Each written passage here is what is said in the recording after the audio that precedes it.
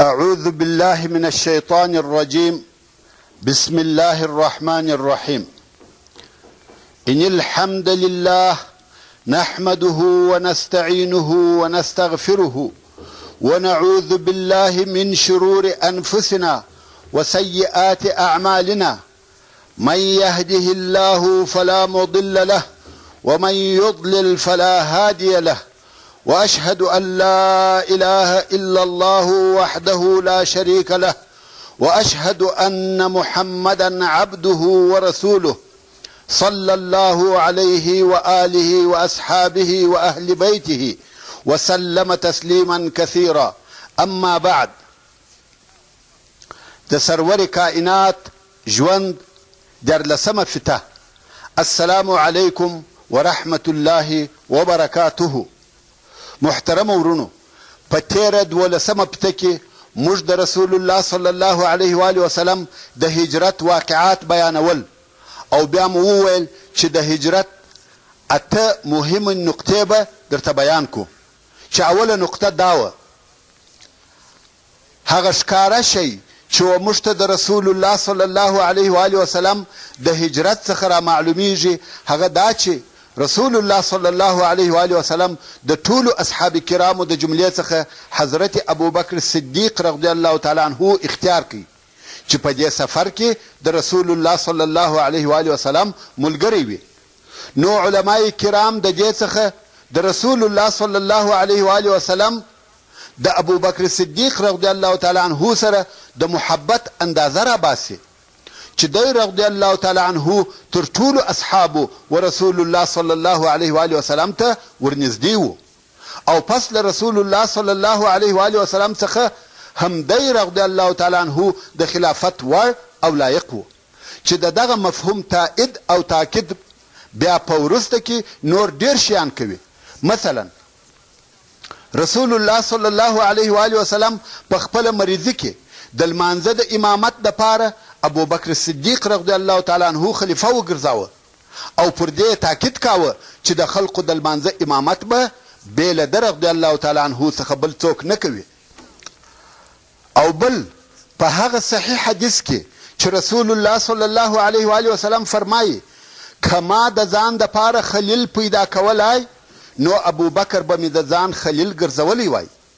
رواه مسلم. او واقعا هم الله عز وجل په خپل احسان سره ابوبکر صدیق رضی الله تعالی عنه د دغه امتیاز وړ او لایق ګرځولی و. ابوبکر صدیق رضی الله تعالی عنه د رسول الله صلی الله علیه و آله وسلم په ملګرتیا کې د صدق او اخلاص یوه نمونه او مثال و، بلکې خپل روح او مال یې د رسول الله صلی الله علیه و آله وسلم په ملګرتیا او د هغه دپاره قربانول. موږ ولیده چې رسول الله صلی الله علیه و آله وسلم ته یې ویل تر هغو به ته غار ته نه ننوځې تر څو چې زه ورنسم. دا دپاره د دې که په دغه غار کې یو څیرونکی حیوان، مار او لړم یا یو بل خطر چې و انسان ته ضرر رسوي موجود وي، دی رضی الله تعالی عنه به خپل ځان د رسول الله صلی الله علیه و آله وسلم قرباني کړي. او ومو لیده چې څنګه خپل مال، خپل زوی، خپل لور، خپل مولا او خپل شپانه د رسول الله صلی الله علیه و آله وسلم د خدمت دپاره په دغه تکلیفي او خطرناکه سفر کې منظم کړي او ګمارلي وه. او قسم په الله دغه کار او قرباني پر هر هغه مسلمان چې پر الله او رسول الله ایمان لري واجب او لازم دي.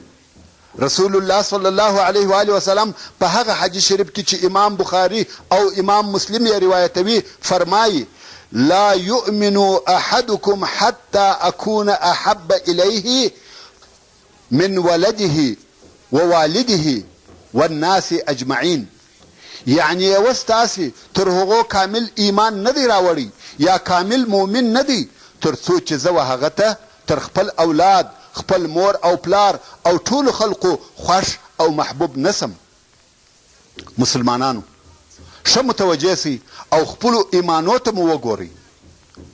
دوهمه نقطه، یو مسلمان به د رسول الله صلی الله علیه و آله وسلم د هجرت او د حضرت عمر فاروق رضی الله تعالی عنه د هجرت په مابین کې مقارنه او موازنه سره کوي او په زړه کې به دا پوښتنه ورته پیدا کیږي چې حضرت عمر رضی الله تعالی عنه ولې په ښکاره سره بېله بیرې او وارخطایي هجرت وکړي او کفارو ته دا تحدي هم ورکول چې زه په هجرت رهي یم، د هر چا په زړه کې که یو شی شته هغه دې راپسې راسي. او رسول الله صلی الله علیه و وسلم په پټه او په ډېر احتیاط سره هجرت وکړي. آیا د عمر رضی الله تعالی عنه جرأت تر رسول الله صلی الله علیه و وسلم زیات او ډیر و؟ د هغو په جواب کې وایم عمر رضی الله تعالی عنه او بل هر مسلمان د رسول الله صلی الله علیه و وسلم سره فرق لري. د هر چا تصرف یو شخصي تصرف بلل کیږي. د هغه تصرف د امت مسلمه دپاره نه قانون ګرځول کیږي او نه شریعت.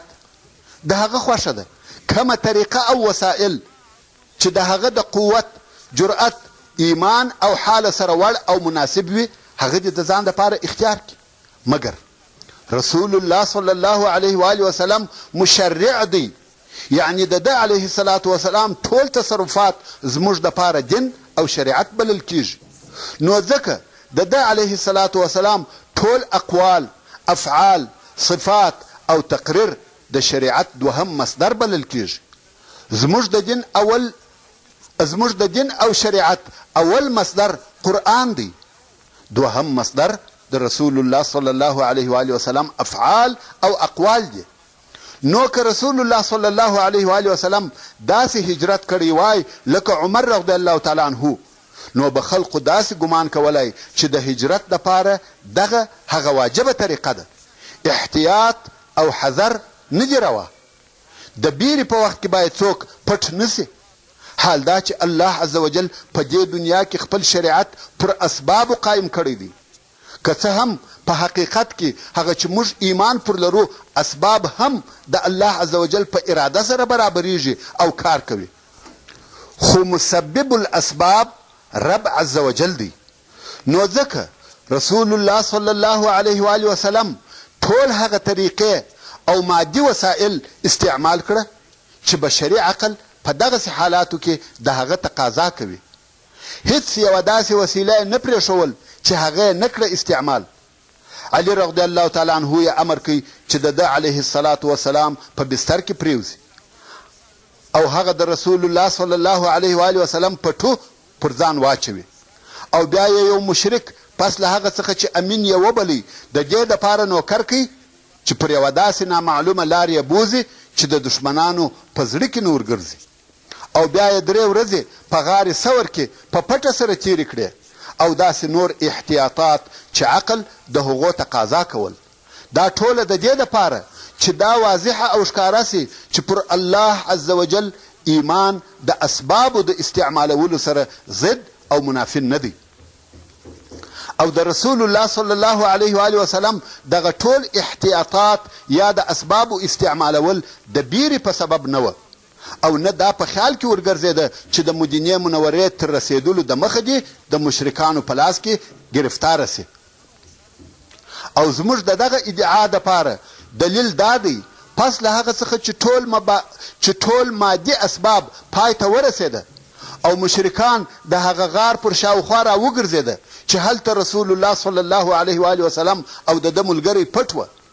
که یوه د مشرکانو سر ورکښته کړی وای دوی به لیدلی وای. دلته نو د ابوبکر صدیق رضی الله تعالی عنه پر زړه بیره غالبه سوه. البته دا بیره هم د رسول الله صلی الله علیه و وسلم په سبب وه نه د خپل ځان. دلته نو رسول الله صلی الله علیه و وسلم څه ورته وویل؟ ویې فرمایل یا ابا بکر ما ظنک باثنین الله ثالثهما. یا ابا بکر د هغو دوو په باره کې څه فکر کوې چې دریم یې الله وي؟ که د یو چا اعتماد پر هغه اسبابو او احتیاطاتو وي چې ده برابر کړي دي په دغسې حال کې یو څه بیره ورته پیښیږي نو دا معلومه خبره ده چې دغه ټوله احتیاطات او د اسبابو استعمالول رسول الله صلی الله علیه و وسلم د دې دپاره وکړه چې دا یې هغه د شریعت او قانون جوړولو وظیفه ادا کړه او پس له دغه احتیاطاتو او اسبابو یې زړه په الله پورې تړلی و او د هغه رب پر ساتنه او توفیق یې توکل او اعتماد و. دا د پاره د دې چې مسلمانان په دې پوه سي چې په هر کار کې باید اعتماد پر الله عز وجل وي. مګر هو دغه اعتماد د دې سره ضد او منافي نه دی چې د هغه اسبابو څخه هم کار واخیستل سي کوم چې الله عز وجل په دې کون کې اسباب ګرځولي دي. او یو بل ښکاره او روښانه دلیل چې موږ پر دغه موضوع وایو د رسول الله صلی الله علیه و آله وسلم هغه حالت دی کوم وخت چې سراقه پسې ور ورسېدی او د ده علیه الصلاة وسلام د وژلو اراده یې درلوده.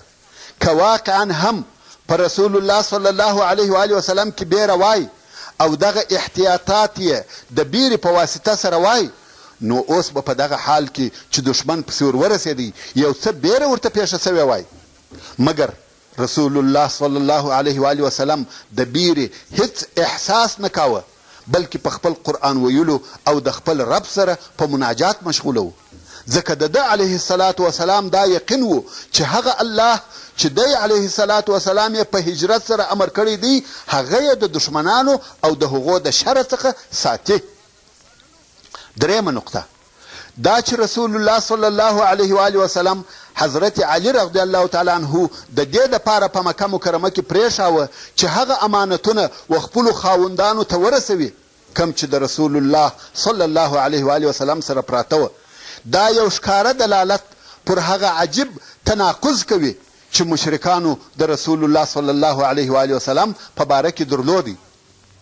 په داسې حال کې چې دوی د رسول الله صلی الله علیه و آله وسلم تصدیق نه کاوه، د درواغو، سحر او جنون تهمتونه یې پر ویل.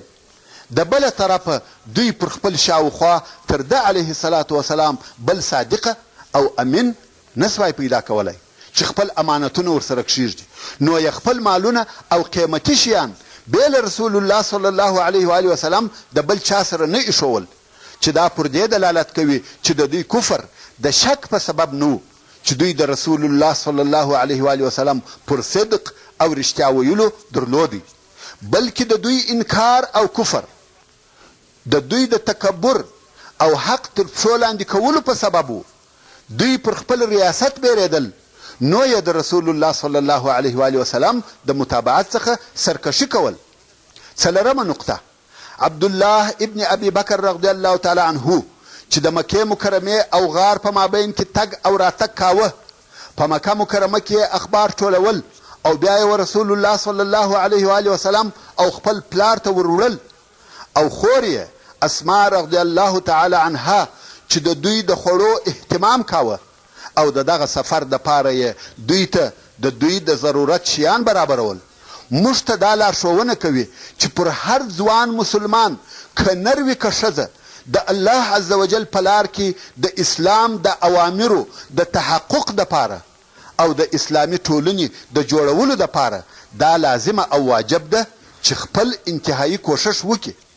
یوازې دا نه ده کافي چې یو انسان پر خپل ځان سره راګرځي فقط شخصي او ځاني عبادتونه ادا کوي، بلکې پر هر مسلمان دا لازمه ده چې خپل ټول قوت او طاقت او خپل د پوهې تخصص د اسلام په لار کې قرباني کړي، چې دغه قربانۍ په هر عصر او زمان کې د اسلام او مسلمانانو د ژوند دپاره د ځوانانو مزیت او سرلوړۍ وي،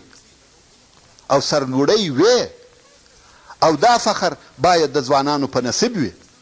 که ته هغو کسانو ته وګورې چې د دعوت او جهاد په وخت کې د رسول الله صلی الله علیه و آله وسلم پر شاوخوا وبه وینې چې اکثریت د هغو خلقو داسې ځوانان وه چې د ځوانۍ اولې مرحلې یې نه وې تېرې سوي، خو دوی خپل ټول قوت او طاقت د اسلام د نصرت دپاره او د اسلامي ټولنې د جوړولو دپاره هیڅ نه دی درېغولی.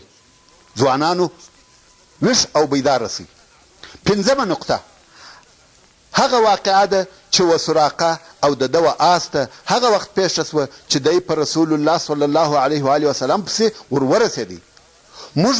موږ باید پوه سو چې دا د رسول الله صلی الله علیه و آله وسلم د خارق العاده هغه معجزو څخه ده چې د حدیثو امامانو د هغه پر صحت او رانقلولو اتفاق کړی دی، چې د هغو په مقدمه کې امام بخاري او امام مسلم دي. نو دا معجزه هم د رسول الله صلی الله علیه و آله وسلم و نور معجزو ته ورزیاته که. شپږمه نقطه، د رسول الله صلی الله علیه و آله وسلم د هجرت په قصه کې د نور معجزو ترڅنګ ښکاره او بارزه معجزه هغه معجزه ده چې رسول الله صلی الله علیه و آله وسلم د کوره څخه هغه وخت راووتی چې د مشرکانو ځوانان شاوخوا د ده علیه الصلاة وسلام پر کور راګرځېدلي وه او د ده علیه الصلاة وسلام د وژلو په انتظار وه، خو الله عز وجل د دوی ټولو سترګې په خوب داسې ور وتړلې چې یوه هم ونه لیدی. یوازې دا نه چې نه ولیدی، بلکې د دوی د دغه مؤامرې او توطئې د مسخره کولو دپاره رسول الله صلی الله علیه و آله وسلم د دوی ټولو سرونه په خاورو ور ډک کړه. رسول الله صلی الله علیه و آله وسلم د دوی د مابین څخه په داسې حال کې تیر سو چې د الله عز وجل دا قول یې تلاوتاوه چې فرمایي وجعلنا من بین ایدیهم سدا ومن خلفهم سدا فاغشیناهم فهم لا یبصرون. دغه معجزه د هغه وخت او هر زمانه و کفارو ته د یوه اعلان په مثال سره ده چې هو تاسې و رسول الله صلی الله علیه و آله وسلم او د هغه و پیروانو ته د دین او دعوت په لار کې د یو څه مودې دپاره تکلیف او آزار ورکولی سئ، خدا دا معنا نه لري چې الله عز وجل دوی پرېښول او هیڅکله بیا دوی نصر او کامیابي نسي لیدلی. مشرکانو او د دین ټولو دشمنانو ته دا نه ښایي چې د یو څه مودې دپاره د مسلمانانو په وژلو او ازارولو خوشحاله سي. فإن نصر الله قریب، بېشکه چې د الله عز وجل نصرت ډېر نږدې دی او ممکن د دغه نصرت وسایل په هر لحظه کې د الله عز وجل په اراده موجود او آماده سي. اومه نقطه، دغه د هجرت په قصه کې موږ ولیده چې د مدینې منورې مسلمانانو که نر و که ښځې، که لویان و که کوچنیان، په کم شدید محبت سره او د زړه په اخلاص سره د رسول الله صلی الله علیه و آله وسلم استقبال او شراغلی وکړي. دوی هر ورځ د خپلو کورو څخه تر مدینې منورې د باندې وتل او د لمر تر سوځونکو شعاعو لاندې به د رسول الله صلی الله علیه و آله وسلم د راتګ په انتظار تر ماپښینه پورې ولاړ وه. کم وخت چې به ګرمي ډېره زیاته سوه او د ورځې ډېره حسابه تېره سوه نو به خپلو کورو ته ولاړه چې د سبا د انتظار دپاره آمادګي ونیسي.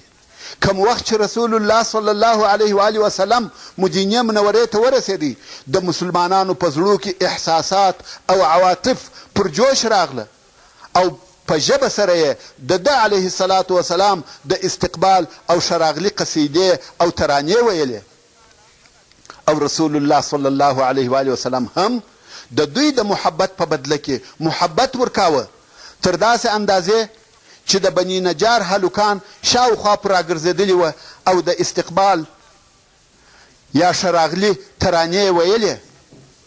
رسول الله صلی الله علیه و آله وسلم وفرمایل آیا تاسې زما سره محبت لرئ؟ ما خوښ لرئ؟ په والله زما زړه ستاسې سره محبت لري. دغه صحنه او کیفیت موږ ته دا راښیي چې د رسول الله صلی الله علیه و آله وسلم محبت یوازې د ده علیه الصلاة وسلام په متابعت کې نه دی، بلکې محبت د متابعت اساس او باعث دی. که چیرې عاطفه او محبت په زړه کې نه وي د متابعت دپاره شوق نه پیدا کیږي. هغه قوم خطا وتلی دی چې وایي د رسول الله صلی الله علیه و آله وسلم محبت بله معنا نه لري بې له متابعت او اقتدا څخه، او دوی دا هیره کړې ده چې متابعت بې له قلبي محبت څخه نسي کېدلی او هغه شی چې تا و متابعت ته ورکشوي هغه قلبي محبت دی چې احساسات او عواطف دې پر شور راولي. نو ځکه رسول الله صلی الله علیه و آله وسلم د ایمان اندازه د ده علیه الصلاة وسلام په محبت سره ښولې ده. هغه چې فرمایي لا یؤمن احدکم حتی اکون احب الیه من ولده ووالده والناس اجمعین، یعنی یوه ستاسې تر هغو کامل ایمان نه دی راوړی یا کامل مؤمن نه دی تر څو چې زه و هغه ته تر خپل اولاد خپل مور او پلار او ټولو خلقو خوښ او محبوب نسم. نو محبت اساس د متابعت دی. اتمه نقطه، کم وخت چې رسول الله صلی الله علیه و آله وسلم د ابو ایوب انصاري رضی الله تعالی عنه په کور کې و، موږ ته د هغه محبت چې صحابه کرامو د رسول الله صلی الله علیه و آله وسلم سره درلودی یو بل شکل راښکاره سو. او هغه شی چې د هغه محبت څخه دلته زموږ مقصد دی، هغه د ابو ایوب او د هغه د ښځې هغه تبرک دی چې د رسول الله صلی الله علیه و آله وسلم د خوړلو په لوښي کې چې د رسول الله صلی الله علیه و آله وسلم څخه به راوړه سو، د هغه علیه الصلاة وسلام د ګوتو په ځایو پسې به د تبرک دپاره ګرځېده. نو د دې څخه دا را معلومه سوه چې د رسول الله صلی الله علیه و آله وسلم په آثارو تبرک کول یو مشروع کار دی، او رسول الله صلی الله علیه و آله وسلم هم هغه مقرره کړی دی. ورونو، د هجرت پر قصه به په دغه اندازه تبصره سره کفایت وکړو. خدا دې تاسې ته معلومه وي چې د سیرت النبي صلی الله علیه و آله وسلم پر هره موضوع تاسې دغسې تبصرې کولی سي او احکام ځینې را ایستلی سي. سیرت النبي صلی الله علیه و آله وسلم فقط قصې او تاریخ نه دی چې فقط ویل یا اوریدل دي، بلکې دا زموږ د پیغمبر او پیشوا ژوند او زموږ د شریعت د جوړولو مصدر او مرکز دی. هر څونه چې فکر پکښې کوئ او هر څونه چې یې څېړئ، په هغه اندازه مو دیني معلومات پراخه کیږي او پر هغه اندازه احکام ځینې را ایستلی سي. ځکه د رسول الله صلی الله علیه و آله وسلم هر قول او هر فعل زموږ دپاره دیني او تشریعي حکم لري. زموږ مسلمانانو د دین، شریعت، قناعت او تسلیمېدو دپاره فقط دغه کافي دي چې وویل سي رسول الله صلی الله علیه و آله وسلم داسې فرمایلي دي یا رسول الله صلی الله علیه و آله وسلم داسې کړي دي. دغه زموږ دین او شریعت دی. نو سیرت النبي صلی الله علیه و آله وسلم چې هر څونه څېړي، پر هغه اندازه احکام ځینې را ایستلی سي. ورونو، تر دغه ځایه موږ د رسول الله صلی الله علیه و آله وسلم د رسالت اولني 14 کاله چې د مکې مکرمې ژوند یا دوره ورته ویل کیږي پای ته ورساوه، او اوس د مدینې منورې په ژوند یا دوره شروع کوو. وبالله التوفیق. او په راتلونکي بحث کې به د رسول الله صلی الله علیه و آله وسلم د مدینې منورې د ژوند حالات مطالعه کوي یا واوري.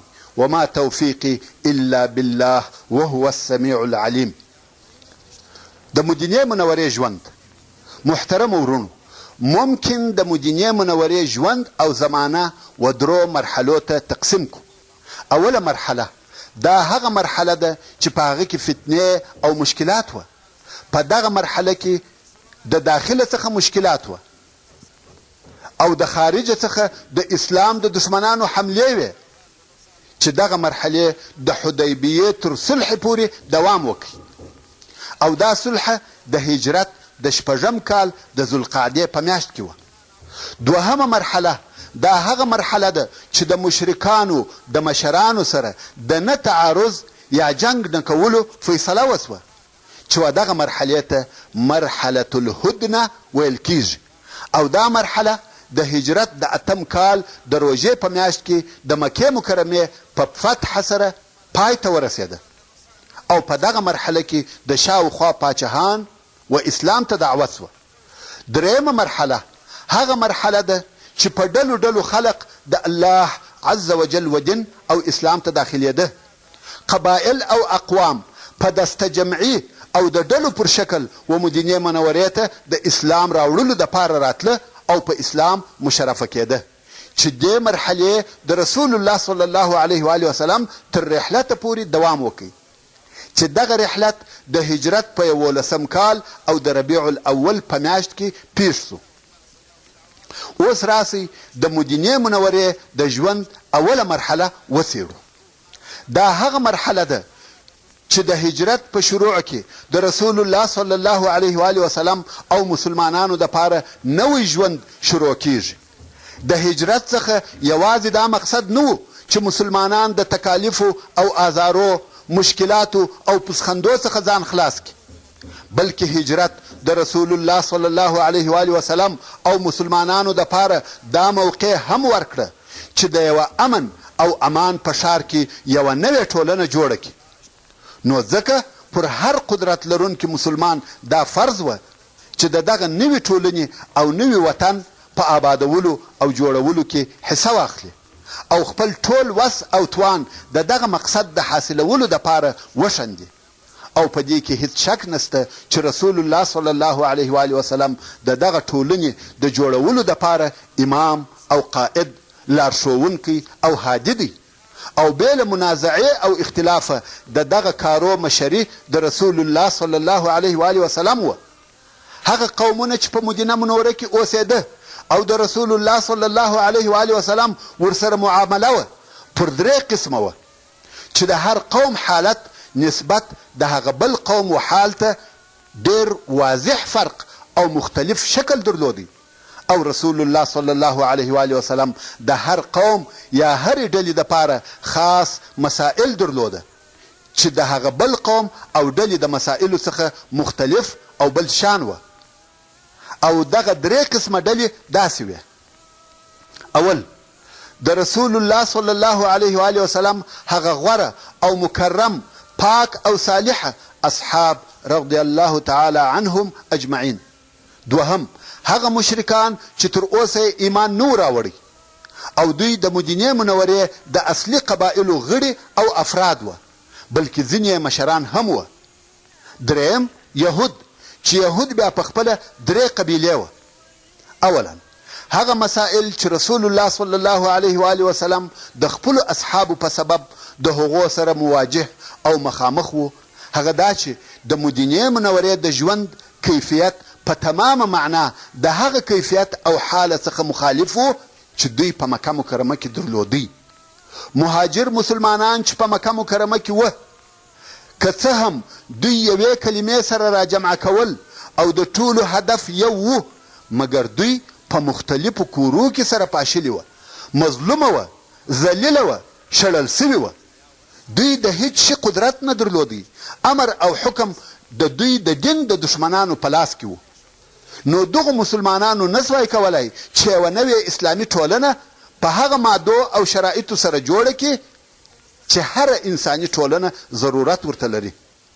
نو ځکه موږ وینو کم قرآني صورتونه چې په مکه مکرمه کې نازل سوي دي فقط د اسلام مبادی یا هغه اولني شیان بیانوي، او داسې اسلامي اوامر یا قوانین پکښې دي چې هر فرد یې په انفرادي ډول سره عملي کولی سي. په هغه اوامرو کې ښو او د خیر وکارو ته خلق هڅول کیږي، مسلمانان په ښو اخلاقو امر کیږي، د رذایلو او کښتو کارو څخه منع کیږي. مګر په مدینه منوره کې د اولې ورځې څخه د مسلمانانو حکم د دوی په خپل لاس کې و او هیچا پر دوی حکم او تسلط نه درلودی. نو اوس و دوی ته دا موقع برابره سوه چې د تمدن او آبادی په کارو مشغوله سي، د معیشت او اقتصاد، د حکومت او سیاست په کارو مشغوله سي، جنگ او صلح ته متوجه سي، د حلال او حرام، عبادت او اخلاقو او داسې نور دینی او دنیوي مسائل په پراخه اندازه زده او عملي کړي. دوی ته اوس موقع مساعده سوه چې یوه نوې اسلامي داسې ټولنه جوړه کړي چې د ژوند په ټولو امورو او مرحلو کې د جاهلیت د ټولنې سره فرق ولري، بلکې په ټوله عالم انساني کې تر هرې ټولنې ښه او بهتره وي. او دغه د دوی ټولنه د دوی اخلاق او معاملات د اسلامي دعوت دپاره یو ښه مثال او نمونه وي. هغسې ټولنه جوړه کړي چې دوی د هغې د جوړولو دپاره 10 کاله په مکه مکرمه کې قسم قسم عذابونه او تکلیفونه ګاللي وه. او دا دې هم درته معلومه وي چې د دغسې سالمې ټولنې جوړول نه په یو ورځ کې امکان لري، نه په میاشت او کال کې، بلکې د دغسې ټولنې د جوړولو دپاره ډېر وخت پکار دی چې په هغه اوږده موده کې شریعت او قانون جوړ سي او په تدریج سره د هغه شریعت په عملي کولو خلق تربیه کړه سي چې د دغه شریعت جوړونکی الله عز وجل و، چلونکی جاری کوونکی او ښوونکی یې رسول الله صلی الله علیه و آله وسلم و. جوړونکی یې الله دی، چلونکی جاری کوونکی او ښوونکی یې رسول الله صلی الله علیه و آله وسلم دی. او صحابه کرامو رضی الله تعالی عنهم اجمعین هم دغه شریعت او قانون په پراخه بلا احکام کولو ځانو کول. د دغو مؤمنانو په باره کې الله عز وجل د سورت انفال په 2 نمبر آیات کې فرمایي وَإِذَا تُلِيَتْ عَلَيْهِمْ آيَاتُهُ زَادَتْهُمْ ایمانا. یعنی حقیقي مؤمنان هغه کسان دي کم وخت چې پر دوی الهي آیاتونه وویل سي نو د دوی ایمان په زیات سي. خیر د دغسې مسائلو تفصیل زموږ د بحث موضوع نه ده، نو د ضرورت پر اندازه مو هغه بیان کړه. دا هغه لوی کار و چې د مسلمانانو په متعلق رسول الله صلی الله علیه و آله وسلم د هغه سره مخامخ و چې دا د اسلامي شریعت، اسلامي دعوت او محمدي رسالت هغه اساسي مقصد او هدف و. خو بیا هم دغه کار هغه ار و، خو تلوان و. دا کار په تېرېدو سره کېدی، خو هلته نور داسې مسائل و چې په اهمیت کې تر دې کم و، خو تلوار یې غوښتی. هغه وخت مسلمانان پر 2 قسمه و. یو قسم یې په خپله مځکه، خپلو کورو او د خپلو مالو سره و، بله هیڅ پریشاني نه درلوده بې له هغه څخه چې یو سړی یې په خپل کور کې د معیشت دپاره غواړي، چې دا د انصارو ډله وه. خو په خپله د انصارو په مابین کې قبیلوي شدید نفرت، د زړو عناد او عداوت د ډېرې مودې څخه پروت و. په نږدې تیرو وختو کې یې ډېر شدید جنګونه سره کړي وه، او د مسلمانانو هغه بله ډله مهاجرین وه چې هر شی یې په مکه مکرمه کې ځینې پاته و، فقط خپل ځانونه یې مدینې منورې وه. خپل مقتن او عارب او ځان، اهل او عیال، کور او کهول، مال او منال، دولت او ثروت، صنعت او تجارت یې ټوله په مکه مکرمه کې پرې ایښې وه. دلته نه د شپې د تیر ځای لري، نه د خوړلو شی، نه کار سته چې وي کې، نه مال لري چې شپه په تیره کې. او د دغو مهاجرینو شمیر لږ هم نه و، او ورځ په ورځ نور هم زیاتېده، ځکه و هر هغه چاته چې پر الله او رسول الله ایمان لري په هجرت سره امر سوی و. او دا هم معلومه خبره ده چې مدینه منوره یو غني او ثروتمند ښار هم نه و، نو د مدینې منورې اقتصادي موازنه خرابه او متزلزله سوه. په دغه شکېدلي حالت کې اصلاح قوا قریب اقتصاد هم ولا خوراکي او ارتزاقي مواد یې د مدینې منورې څخه بند کړه، نو خود اقتصادي حالت نور هم خراب سو. هغه دوهم چې مشرکان وه، خو د مدینې منورې د قبایلو اصلي او اساسي غړي وه. دوی پر مسلمانانو کم تسلط نه درلودی، خو په زړو کې یې شک و او د خپلو پلرو د دین په پرېښولو کې متردد وه. مګر د دغه حالت سره یې د اسلام او مسلمانانو او ډېر پر تیر اسلام ته داخل سوه او صادقه مسلمانان سوه. مګر په دغه خلقو کې داسې خلق هم وه چې په زړو کې یې د رسول الله صلی الله علیه و آله وسلم او مسلمانانو سره شدید عداوت او عناد درلودی، خدا یې په وسه نه و پوره چې خپل عداوت او دشمني ښکاره کړي، بلکې د وخت د مراعات په سبب مجبوره وه چې د دوستۍ او مودت اظهار وکړي. چې د دغو خلقو مشر او رئیس عبدالله ابن ابی ابن سلول و. څه موده مخکې د بعاث تر جنګ وروسته د اوس او خزرج قبیلو پر دې اتفاق کړی و چې دغه عبدالله به د دغو قبیلو دپاره د پاچا او رئیس په صفت سره مني، او تر دغه د مخه هیڅ وخت داسې نه وه پیښه سوې چې دغه دواړې قبیلې دي د یو چا مشرتوب قبول کړي. نو د ده د تاج دپاره یې ملغلرې او جواهرات سره یو ځای کړي وه چې ده ته د پاچاهۍ تاج ور جوړ کړي او د مدینې منورې پاچا یې وګرځوي. په دغه وختو کې رسول الله صلی الله علیه و آله وسلم مدینې منورې ته راغلی او د ده قوم ورسول الله صلی الله علیه و آله وسلم ته ورواوښتی. نو د ده په ګمان چې رسول الله علیه و آله وسلم د ده څخه واخیسته، نو خود په زړه کې یې د رسول الله صلی الله علیه و آله وسلم سره ډېر شدید عداوت درلودی.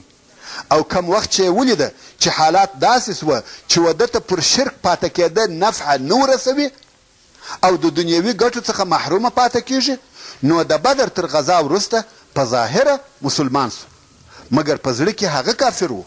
هر وخت چې به د رسول الله صلی الله علیه و آله وسلم او مسلمانانو د آزارولو او تاوان رسولو موقع په لاس ورغله، خامخا به یې هغه کار کاوه. او د ده هغه نور ملګري چې د ده په پاچهي کې به وزیران او رئیسان وای، او اوس د رسول الله صلی الله علیه و آله وسلم په راتګ سره هغه هم د دغه منصبو څخه محرومه سوه، هغو هم د ده سره د ده د شیطاني نقشو او دسیسو په عملي کولو کې کومک کاوه. او ډېر ځله به یې د مسلمانانو نوي ځوانان او ضعیف العقله کسان د خپلو دسیسو د عملي کولو دپاره د لاس آله ګرځول. ثالثا یا درېیمه ډله چې هلته موجوده وه هغه یهود وه. دا هغه یهود وه چې د رومان د ظلمه څخه و حجاز ته راغلي وه.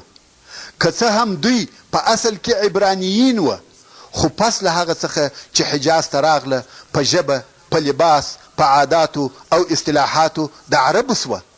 حتی د قبیلو او افرادو نومونه یې هم عربي کړه. د عربو سره د ښځو د طرفه دوستۍ هم وکړې، خو پر دغه ټولو سربیره یې هغه خپل ذاتي جنسیت یا قومیت هم وساتئ. په عربو هیڅ نه سوه ګډ، بلکې په خپل اسرائیلي او یهودي جنسیت یې فخر هم کاوه، او عرب به ډېر سپک او خوار بلل، تر داسې اندازې چې عرب به امیین بلل، یعنی وحشان او بیعقلان، پست او اراذل. د عربو مالونه یې په هره طریقه سره چې وي د ځان دپاره حلال او مباح بلل، لکه څرنګه چې الله عز وجل د دوی دغه قول او عقیده د سورت آل عمران په 85 نمبر آیات کې بیانوي او فرمایي: قالوا لیس علینا فی الامیین سبیل، یعنی بېشکه دغه کتابیانو به ویل نسته پر موږ باندې د دغه امیانو په حق کې هیڅ ګناه چې موږ یې مالونه وخورو. د یهودو په مسلک امیان و هر هغه چاته ویل کیږي چې یهود نه وي، او دغه یهودو د خپل دین د نشرولو دپاره هیڅ حماس او احساس نه درلودی، بلکې د دوی سره چې هغه دینی سرمایه پاته وه هغه فال، سحر، کوډې او جادو وه، او په دغو شیانو یې خپل ځانونه کسب ټولولو ماهران او استادان وه. د حبوباتو او خرما، د شرابو او لباسو تجارت د دوی په لاس کې و. واردات یې غله او شراب وه، صادرات یې خرما وه. بې له دې څخه نور هم تجارتي او صنعت د عرب ګټې اخیستلې. یوازې تجارت یې نه کاوه، بلکې سود او ربا یې هم خوړل. د عربو و شیخانو او رئیسانو ته به ډېر پورونه ورکول، هغو به بیا دغه مالونه په بې پروایي سره د دې دپاره مصرفول چې شاعران یې په صفاتو کې مړ سي. خو چې به یهودو پورونه نه سوای ادا کولی، نو به خپلې زراعتي مځکې او باغونه پر هغو ګرو کړه.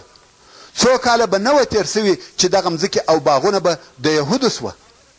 یهود د چمو او د فساد وه. عربي سایه قبیلو په مابین کې به فساد او شیطانت جوړ کړي. په پټو چمو به په پرله پسې جنګو سره اخته کړه چې هغه به په ځان نه سوه پوه، او دې جنګو به په کلو دوام درلودی. هر وخت چې به یهودو ولیده چې د جنگ اور مړ کیږي، بیا به د هغه د تازه کولو دپاره شیطانتونه او دونه جوړ کړه، او دوی به عام ورته ناست وه. په دغه اور کې به په پټه خوله سره لیده، او بیا به د قبیلو او مشرانو ته درانه د سود با پوره ورکول. د دې تنت او غریبۍ په سبب جنګو څخه لاړل چې په دغه کار سره یې دوی ګټې کولې. یو خو یې خپل یهودي کیان ساتلی و، او بل یې د ربا بازار تود و چې څو چند یې علي او اندازې صورت یې لاسته راوړي. او په مدینه منوره کې د یهودو 3 مشهوره قبیلې وې. اوله بني قینقاع چې د خزرج متعهدین وه، او کورونه یې دننه په مدینه منوره کې وه. دوهمه قبیله بنو نظیر، درېیمه قبیله بنو قریظه، چې دغه دوې قبیلې د اوس متعاهدین وه او د مدینې منورې د باندې اوسېدل. او دا هغه قبیلې وې چې همیشه به یې د اوس او خزرج د قبیلو په مابین کې جنګونه پیښول او په خپله دغو قبیلو د بعاث کې اشتراک هم وکړي. او دا معلومه خبره ده چې د یهودو څخه دا امید نه کېدی چې اسلام ته دې بېله بغضه او عناده په بله سترګه وګوري. ځکه رسول الله صلی الله علیه و آله وسلم د دوی د قوم او جنس څخه نه و چې دوی دې د قومي عصبیت په سبب د هغه تر څنګ ودرېږي. او د اسلام دعوت صالحه دعوت و چې د پاشلو زړو په مابین کې الفت پیدا کاوه، د دشمنیو او عداوتو اور یې واژه، او په ټولو کارو کې خلق و امانت او دیانت ته رابلل.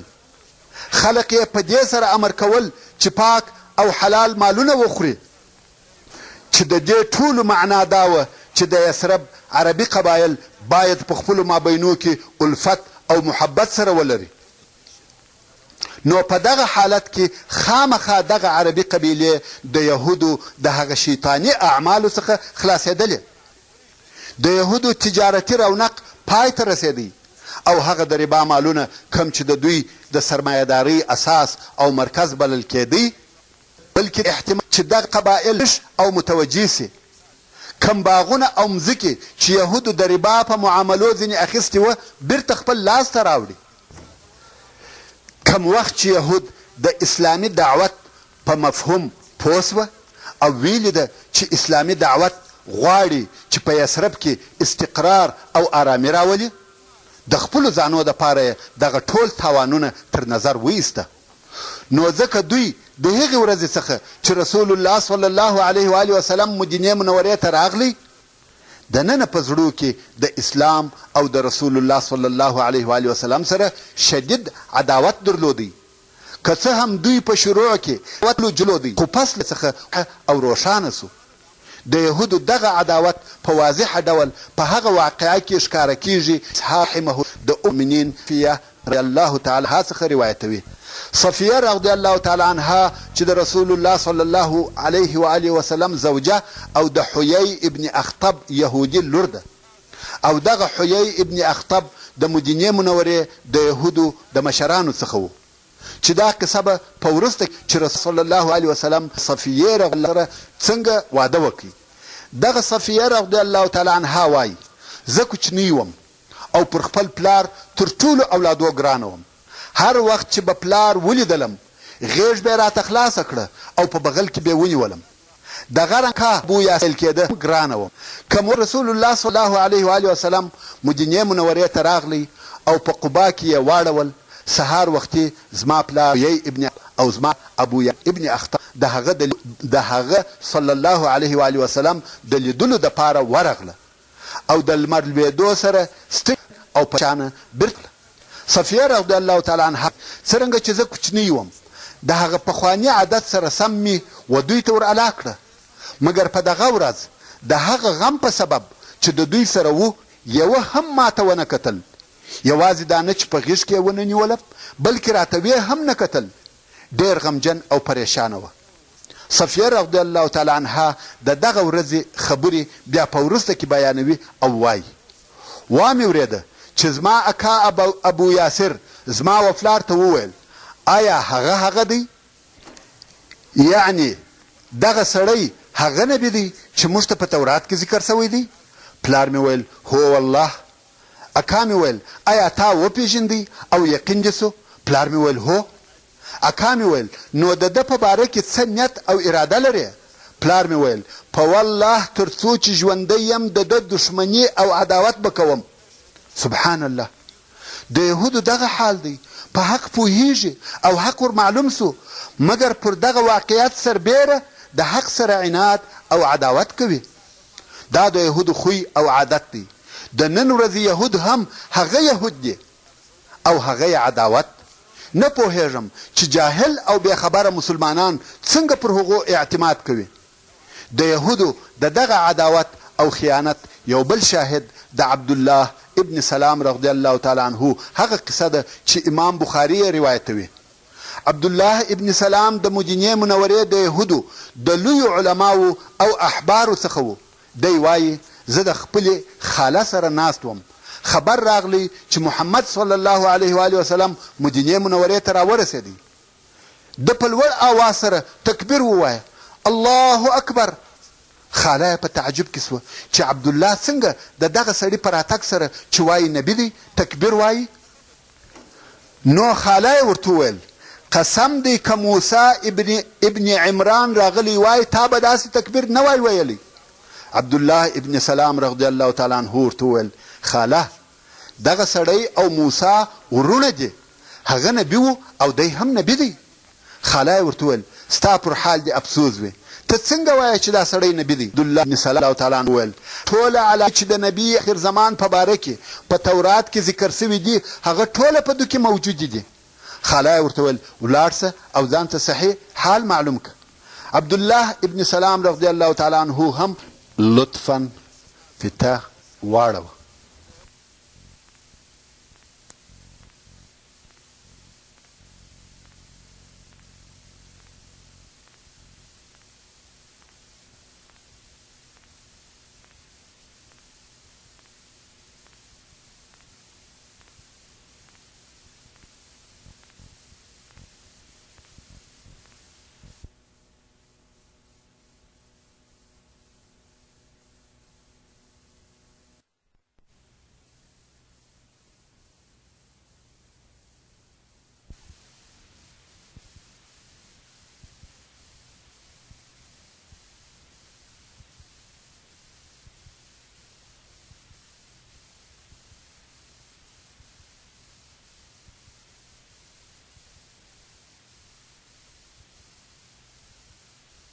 ویل ولاړ سه او ځان ته صحیح معلومات وکړه. عبدالله ابن سلام رضی الله تعالی عنه هم په تلوار د بني نجار و منطقې ته ورغلی او د رسول الله صلی الله علیه و آله وسلم څخه یې ځینې داسې پوښتنې وکړې چې جواب یې بې له نبي څخه و بل چاته نه ور معلوم. کم وخت چې صحیح جوابونه واورېده پر هغه ځای او په هغه ساعت یې ایمان راوړی. عبدالله ابن سلام رضی الله تعالی عنه هغه اول یهودي دی چې په اسلام مشرفه کیږي. او بیا یې رسول الله صلی الله علیه و آله وسلم ته وویل یا رسول الله یهود تهمتي او بهتان ویونکی قوم دی، د مخه تر دې چې ته زما په باره کې پوښتنه ځینې وکړې، که زما په اسلام خبر سوه ستا په حضور کې پر ما بهتان او تهمتونه وایي، نو د مخه تر دې چې زما د اسلام خبر نشر سي یهود او د هغو مشران را وغواړه او د دوی څخه زما په باره کې پوښتنه وکړه. رسول الله علیهم وغوښته او عبدالله ابن سلام رضی الله تعالی عنه د هلته په یوه خونه کې پټ سو. یهود راغله او کښېنسته. رسول الله صلی الله علیه و آله وسلم دوی و اسلام ته دعوت کړه، خو دوی انکار کوي او اسلام نه قبلوي. بیا نو رسول الله صلی الله علیه و آله وسلم د عبدالله ابن سلام په باره کې پوښتنه ځینې وکړه چې عبدالله ابن سلام په تاسې کې کم مقام او درجه لري؟ یهود ویل هغه په موږ کې لوی عالم او د لوی عالم زوی دی، زموږ سردار او د سردار زوی دی، په موږ کې د ښه او لوی مقام خاوند دی. رسول الله صلی الله علیه و آله وسلم وفرمایل که هغه ایمان راوړي بیا تاسې څه وایاست؟ یهود ویل الله دې د دې کاره څخه وساتي او دا جمله یې دوه درې واره تکرار کړه. عبدالله ابن سلام رضی الله تعالی عنه د هغه پټ ځای څخه راووتی او ویل اشهد ان لا اله الا الله و اشهد ان محمدا رسول الله. دا پر یهودو لوی دلیل و چې دا دین حق دی. مګر یهودو څه وویل؟ یهودو وویل دی په موږ کې بې عقل، درواغجن او جاهل دی او د ده نور بد یې بیانول. دغه د یهودو غدر او خیانت دی. لږ وخت د مخه یې اقرار کاوه چې عبدالله په موږ کې عالم، مشر او شریف دی، مګر چې ویلې ده چې خبره د دوی او په نه ده نور څه. ورونو وفا او وعده نه لري، په عربي کې متل دی چې وایي الیهود لیس لهم العهود. دا هغه اوله تجربه وه چې رسول الله صلی الله علیه و آله وسلم او مسلمانانو ته د مدینې منورې د داخلېدو په اوله ورځ حاصله سوه. ورونو، موږ د نوې ټولنې د جوړېدو دپاره د مشکلاتو خبرې کولې او دغه ذکر سوي د درو ډلو مسلمانانو، مشرکانو او یهودو مشکلات هغه مشکلات وه چې د داخله څخه متوجه وه، مګر د خارجه څخه هغه شریره قوه چې د مسلمانانو ضد او د اسلام دشمنه وه هغه قریش وه. د 10 کلو راهیسې هغه چې مسلمانان د دوی تر لاس لاندې وه د عذاب ټوله طریقې که وهل او ټکول وه، که عذابونه او آزارونه وه، که لوږې او مقاطعې وې، ټوله یې پر استعمال کړې. بیا چې مسلمانان و مدینې منورې ته هجرت وکړي او لاړه، د دوی ټول مالونه یې که مځکې وې، که کورونه، که مالونه وه، که حیوانات، ټول غصب او مصادره کړه. د دوی د ښځو او اولادو په مابین کې جلاوالی راوستی او پر کومو کسانو چې قدرت پیدا کوي هغه بند او کول. یوازې کې د رسول الله صلی الله علیه وسلم چې د اسلامي دعوت خاوند و د وژلو اراده هم وکړه چې دی علیه الصلاة وسلام او د دعوت ټوله د بین یوسي او د دغه دسیسې د عملي کولو دپاره خپل ټول طاقت استعمال کوي. پس له دغه ټولو عذابو او آزارو چې مسلمانانو و داسې مځکې ته هجرت وکړي چې د دوی څخه 500 کیلومتره لرې وه، بیا یې په سیاسي عمل لاس پورې کوي. قریشو په عربو کې دینی او دنیوي صدارت او ریاست درلودی ځکه دوی د حرم اوسېدونکي وه او د بیت الله شریف تصرف د دوی په لاس کې و. نو یې د جزیرة العرب نور مشرکان د اهل مدینه پر ضد وپارول تر داسې اندازې چې مدینه منوره د شدید مقاطعې په حالت کې سوه، واردات یې لږ سوه او هلته د مهاجرو مسلمانانو شمیر ورځ په ورځ زیاتېدی. او دا معلومه خبره وه چې د مکې مکرمې د طاغي مشرکانو او د مسلمانانو په مابین کې په نوي یا د هجرت په وطن کې جنگي حالت برقراره و او دا د مسلمانانو حق و چې د مکې مکرمې د طاغیانو مالونه مصادره کړي او واخلي، لکه څرنګه چې هغو د دوی مالونه مصادره کړي او اخیستي وه او پر هغو هغسې عذابونه تیر کړي لکه پر دوی چې یې تیر کړي وه او د هغو د ژوند په لار کې هغسې مشاکل پیدا کړي لکه دوی ته چې یې پیدا کړي وه، کاسه په کاسه ورکړي. دا هم د دې دپاره چې دغه کفار د مسلمانانو د نیستي کولو قدرت ونه لري او د دوی د اسلامي دعوت د مخنیوي وسایل یې د لاسه ووځي. دا هغه قضیې او مشکلات وه چې رسول الله صلی الله علیه و آله وسلم د یوه رسول او لارښوونکي د یوه امام او قائد په صفت ورسره مخامخ و. او رسول الله صلی الله علیه و آله وسلم د رسول او رهبر په صفت په مدینه منوره دغه وظایف انجام او هر قوم ته د رحمت او شفقت یا شدت او عذاب څخه هغه ورکړه چې د هغه شي مستحق او لائق و. او په دې کې هیڅ شک نسته چې د رسول الله غالب و تر څو چې په لږو کلو کې امریت او اداره و اسلام او مسلمانانو ته راوګرځېده. ویونکي یا اوریدونکي به دغه کیفیت په راتلونکي بیان کې په ښکاره سره وویني. څرنګه چې موږ هجرت وانوو نو یو دا وه چې د هجرت په شروع او ابتدا کې د انصارو د مشرانو څخه یو مشر چې اسعد ابن زراره رضی الله تعالی عنه وفات سو. دا هغه څوک دی چې تر هجرت د مخه د جمعې اول منځ د ده رضی الله تعالی عنه په کور کې ادا سو او د دغه لمانځه خطبه هم د رضی الله تعالی عنه وویل. نو د اسعد ابن زراره واقعو څخه دی چې د هجرت په شروع کې پیښ سوي دي. او یوه بله واقعه دا وه، کم وخت چې رسول الله صلی الله علیه و آله وسلم و مکې مکرمې ته نفر ولېږي چې د مکې مکرمې څخه د رسول الله صلی الله علیه و آله وسلم هغه وخته د هجرت 4 میاشتې تېرې سوي وې او په دغه 4 میاشتو کې په ټولو مسلمانانو کې هیڅ داسې نر کوچنی نه پیدا سوی چې ژوندی دې پاته سي. په مسلمانانو کې چې به هر نر کوچنی وزېږېدی مړ به سو. ټول نوي کوچنیان چې پیدا کېده یا به انجونې وې یا به مړه کېده.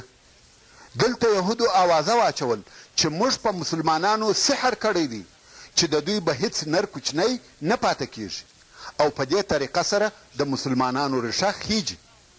مشران به کرار مري او نوی کوچنی به نه پکښې پیدا کېږي. چې پیدا سي هغه به مري. چې دا د مسلمانانو د نیستي کېدو ګرځي. په مسلمانانو کې 4 میاشتې پس کوچنی نسو پیدا چې ژوندی دې پاته سي. د مدینې منورې پوره او کامل ښار او په 100 کورونه او په 4 میاشتو کې د نر کوچني نه پیدا کېده ډېره عجبه وه. تر داسې اندازې چې خلقو د یهودو دغه آوازه ومنل چې رښتیا یې سحر کړی دی. ځکه په دنیا کې به داسې ښار نه وي چې په 4 میاشتو کې دې نر کوچنی نسي پکښې پیدا، مګر په مدینه منوره کې دا واقعه پیښه سوه. نو ځکه خلقو دغه آوازه رښتیا وبلل تر څو چې اسماء د ابوبکر صدیق رضی الله تعالی عنه لور په داسې حال کې مدینې منورې ته راغله چې د حمل آخري میاشت یې وه. اسماء د زبیر ابن العوام رضی الله تعالی عنه ښځه وه او زبیر رضی الله تعالی عنه د رسول الله صلی الله علیه و آله وسلم د عمه صفیه بنت عبدالمطلب زوی دی. نو اوس چې اسماء رضی الله تعالی عنها مدینې منورې ته راغله حامله او د حمل یې آخري میاشت ده او لږ موده وروسته زوی پیدا سو چې عبدالله ابن زبیر رضی الله تعالی عنه دی او مړ هم نسو. اسماء رضی الله تعالی عنها وویل چې عبدالله و رسول الله صلی الله علیه و آله وسلم ته ورولئ. په مسلمانانو کې نر کوچنی پیدا کیږي او نه مري. رسول الله صلی الله علیه و آله وسلم ډېر په خوشحاله سو. رسول الله صلی الله علیه و آله وسلم په خپله مبارکه خوله کې خرما وژول او بیا یې د عبدالله ابن زبیر رضی الله تعالی عنه په خوله کې ورکښېښول. نو هغه اول شی چې د عبدالله نس ته ورغلی هغه د رسول الله صلی الله علیه و آله وسلم مبارکې ناړې وې. د عبدالله په ولادت او ژوندي پاته کېدو مسلمانان ډېر خوشحاله سوه. د ډېرې خوشحالۍ څخه یې عبدالله پر سرو ګرځاوه. مسلمانانو د مدینې منورې په لارو او کوڅو کې د خوشحالۍ مظاهره وکړه او په لوړ آواز یې تکبیرونه ویل الله اکبر الله اکبر.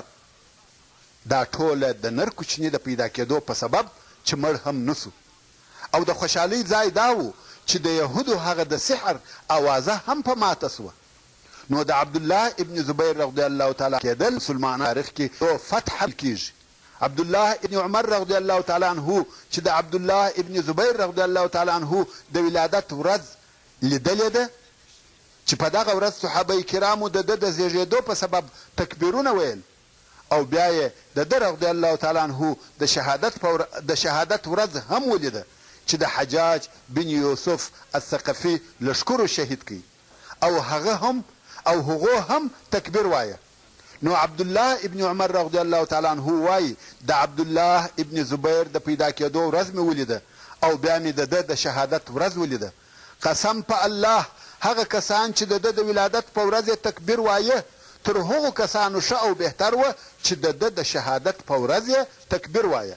ورونو د ده د ولادت په ورځ صحابه کرامو تکبیر وایه او د ده د شهادت په ورځ د حجاج یاغي او باغي لښکرو تکبیر وایه. او په دغه وختو کې رسول الله صلی الله علیه وسلم حضرت عایشه رضی الله تعالی عنها په نکاح کړه. ورونو دغه یو څه واقعات مې د پرته بیان.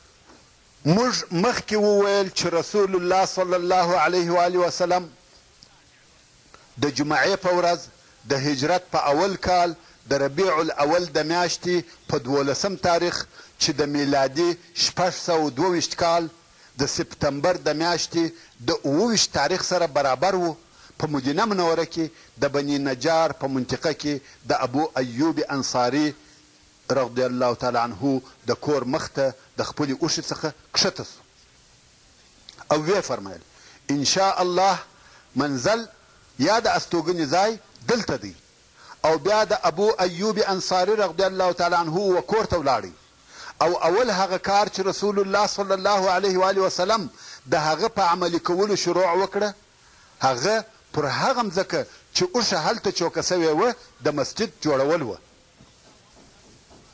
او دغه مځکه یې د هغې د مالکانو څخه چې دوه یتیم هلکان وه رانیول او د مسجد د جوړولو په کار کې په خپل رسول الله صلی الله علیه و آله وسلم حصه اخیسته چې خښتې او ډبرې بیا نقلولې او دغه په کار کې د رسول الله صلی الله علیه و آله وسلم اشتراک د صحابه کرامو نشاط او احساسات زیاتول تر داسې اندازې چې یوه دغه شعر هم ووایه لئن قعدنا والنبي يعمل لذاك منا العمل المضل یعنی که موږ کښینو او رسول الله صلی الله علیه و آله وسلم کار کوي دغه ناسته زموږ دپاره ګمراه کوونکی کار دی او چې خراب کې د مشرک پخواني قبر ژورې کندې وې د خرما درختې وې او د غرقد درخته پکښې وه د رسول الله صلی الله علیه و آله وسلم په امر سره د مشرکانو قبرونه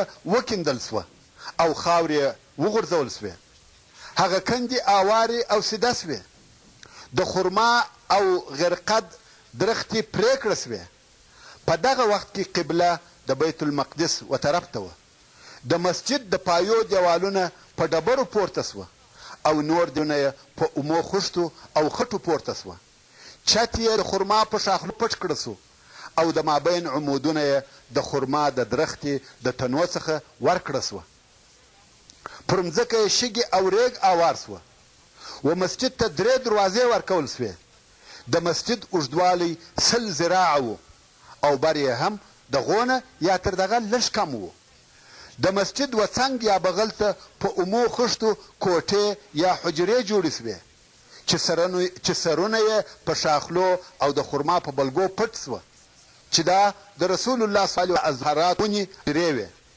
کم وخت چې د دغه حجرو بنا پورته او کامله سوه نو رسول الله صلی الله علیه و آله وسلم د ابو ایوب انصاري رضی الله تعالی عنه د کوره څخه و دغه حجرو ته ورنقل سو او دا مو هم درته وویل چې مسجد یوازې د لمنځو د ادا کولو ځای نه و بلکې یوه مدرسه یا پوهنتون هم و چې مسلمانانو هلته اسلامي تعلیمات او توجیهات زده کول او مسجد د هغه مجلسو ځای و چې هلته هغه مختلفې قبیلې پخلا کېدې کوم چې د جاهلیت د وختو څخه نفرت او نزاع جنگ او جدل په مابین کې پاته وه او مسجد د اسلامي شؤونو د ادارې ځای و او مسجد لکه د نن ورځې پارلمان هلته مشورتي او تنفیذي مجلسونه کېده پر دې ټولو سربیره مسجد د هغو کسانو د استوګنې کور هم و چې فقیر مهاجر و چې نه کور درلودی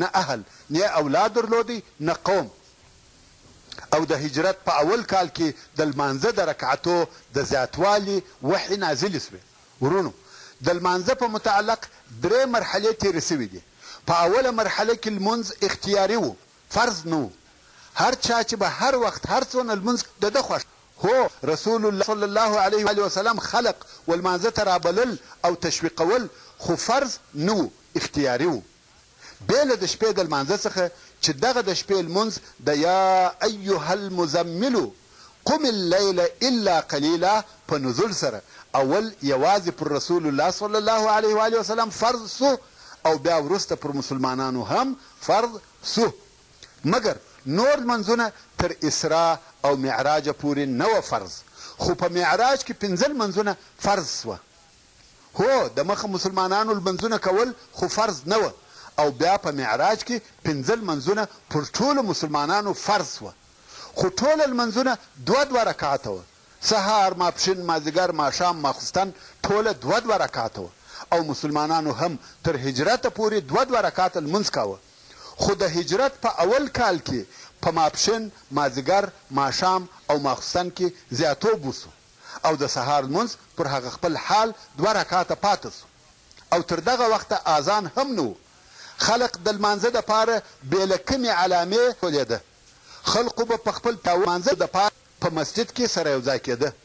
نو د هجرت په اولو وختو کې رسول الله صلی الله علیه و آله وسلم د داسې شي په باره کې فکر کاوه چې په هغه سره خلق خبر سي چې وخت د لمانځه دی، او په دې باره کې یې د صحابه کرامو سره مشوره وکړه. ځینو ویل چې بوق یعنې تولۍ به پیدا کو، دا یې نسوه خوښه ځکه یهودو دغه تولۍ استعمالول. او چا بیا ویل چې ناقوس یعنې سورنا به پیدا کو، دا یې هم نسوه خوښه ځکه سورنا بیا نصاراو استعمالول. په دغه کم شي اتسو او سره ولاړ. یو صحابي چې نوم یې عبدالله ابن زید و خوب ولیدی. ویلې ده چې یو سړی چې زرغونه کالي یې اغوستې دي یوه سورنا ورسره ده. عبدالله ورته ویل سړی دا سورنا نه خرڅوې؟ هغه ویل څه په کوې؟ عبدالله ویل موږ د لمانځه دپاره خلق په خبروو. سړي ویل تر دغه ښه شی در وښیم؟ عبدالله ویل هو. سړي ویل هر وخت چې د لمانځه وخت سو په اواز سره وایاست الله اکبر الله اکبر الله اکبر الله اکبر اشهد ان لا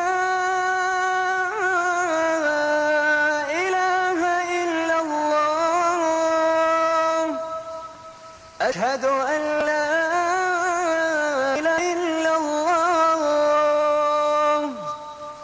أشهد أن محمد رسول الله أشهد أن محمد رسول الله حي على الصلاة حي على الصلاة حي على الفلاح حي على الفلاح الله أكبر الله أكبر لا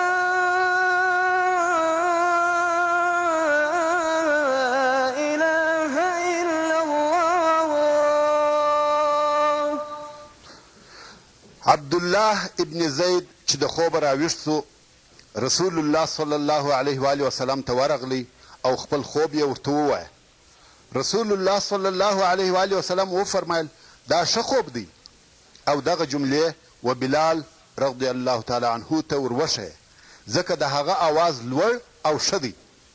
په دغه کې موږ ته د رسول الله صلی الله علیه و آله وسلم د طرفه تعلیم دی چې هغه څوک وکړي چې آواز یې ښه او لوړ وي نو مؤید د ښه آواز خاوند وي ځکه خوب عبدالله ابن زید رضی الله تعالی عنه لیدلی و او رسول الله صلی الله علیه و آله وسلم ورته وویل چې اذان دې بلال وکړي.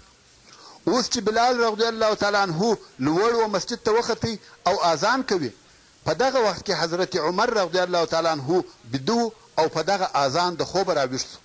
خو په دغه وخت کې د رضی الله تعالی عنه هم دغسې خوب لیدی چې اذان پکښې و. نو ژر و رسول الله علیه وسلم ته ورغ ویل یا رسول الله ما شی په خوب لیدی. رسول الله صلی الله علیه و آله وسلم وفرمایل هو د خبرتیا دپاره دغه ښه او بهتر شی دی.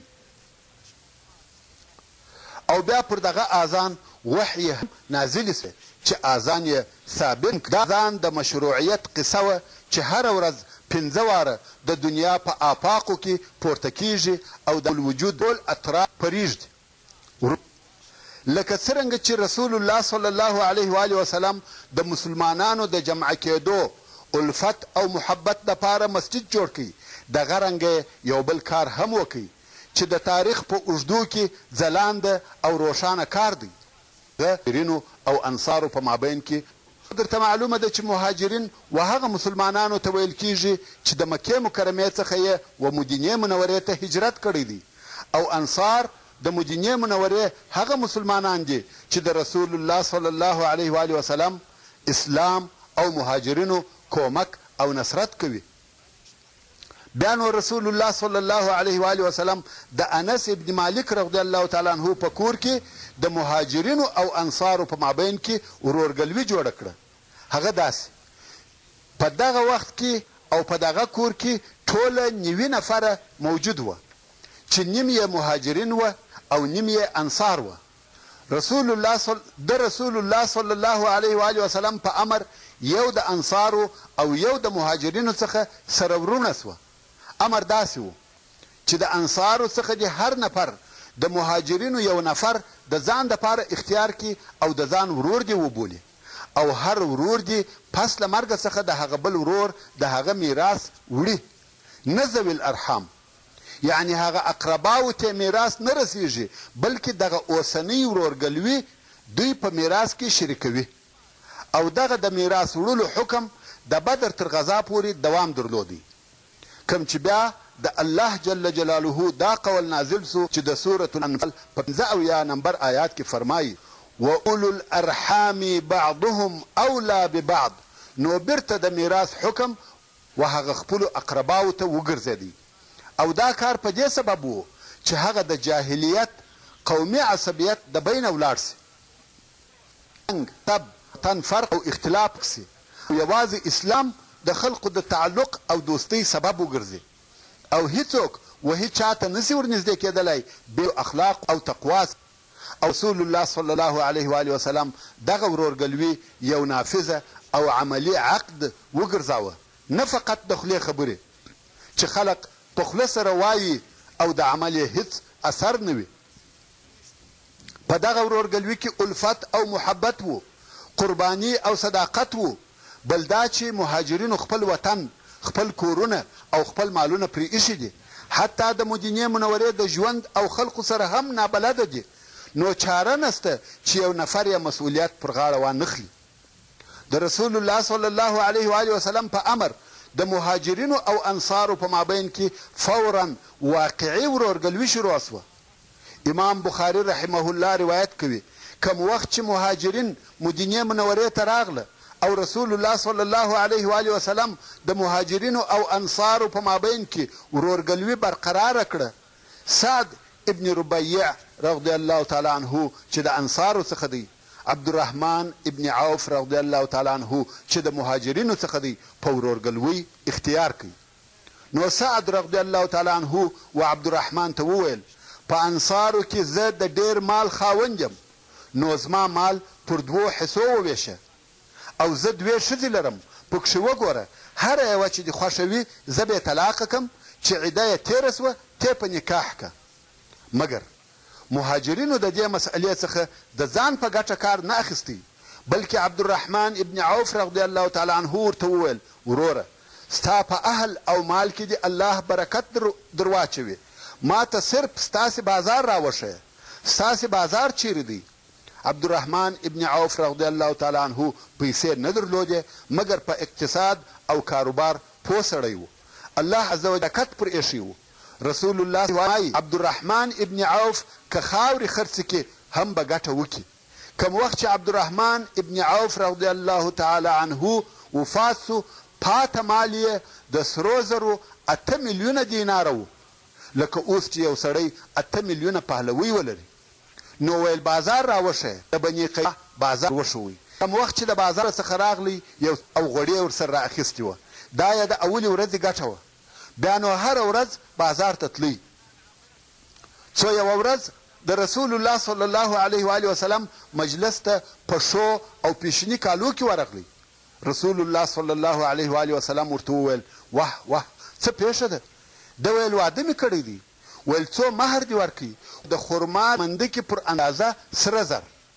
رحمه الله د ابو هریره رضی الله تعالی عنه څخه روایت کوي چې انصارو و رسول الله صلی الله علیه و آله وسلم ته وویل یا رسول الله زموږ او زموږ د ورونو په مابین کې دغه د خرماو درختې راوویشه. سبحان الله. انصار دغه دي د ورورګلوۍ د اولې ورځې خپل مال ورسره تقسیم دي. خو رسول الله صلی الله علیه و آله وسلم وفرمایل یا بیا نو انصارو و مهاجرینو ته وویل چې تاسې زموږ سره د باغو په کار کې کومک کوئ او موږ به مو د باغو په حاصلاتو کې را سره شریکان کو. مهاجرینو ویل خوښه او قبوله مو ده. ورونو دغه حق د انصارو پر هغه مهربانۍ دلالت کوي چې د خپلو مهاجرو ورونو سره یې درلوده.